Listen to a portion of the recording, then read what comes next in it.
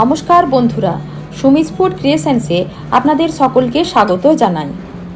এই পাকা তালের সিজনে জন্মাষ্টমী স্পেশাল পাকা তালের সুস্বাদু তালক্ষীর বানিয়ে নেব।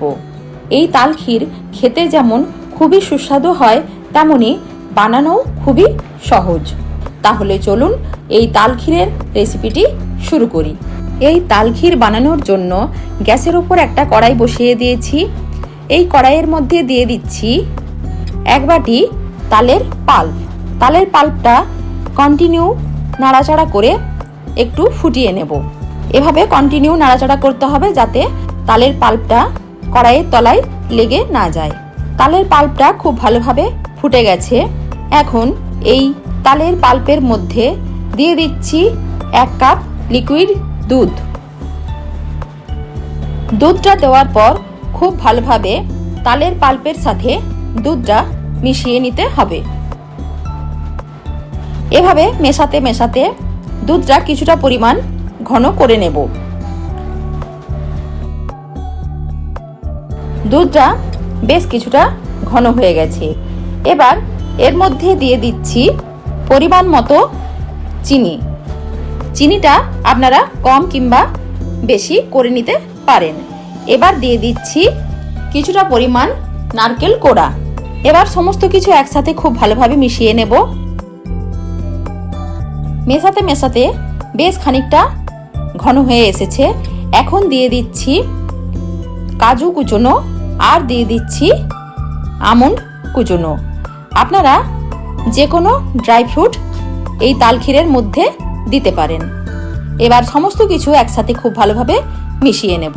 মিশ্রণটা বেশ কিছুটা ঘন হয়ে গেছে। এবার দিয়ে দিচ্ছি 1 চিমটি মতো লবণ। যে কোনো মিষ্টি জিনিসে লবণ দিলে এর স্বাদটা অনেকটা বেড়ে যায়। এবার দিয়ে দিচ্ছি 1 চামচ ঘি। ঘিটা খুব ভালোভাবে মিশিয়ে নেব।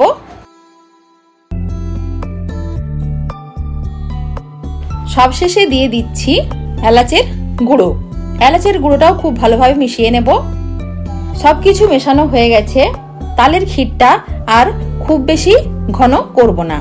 এবার তালের ক্ষীরটা নামিয়ে নেব। একটা সার্ভিং বলে তালের ক্ষীরটা সার্ভ করে নিচ্ছি।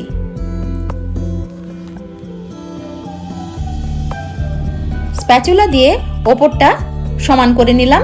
এবার নারকেল কোড়া দিয়ে সুন্দর করে সাজিয়ে নেব, দেখতে সুন্দর লাগার জন্য।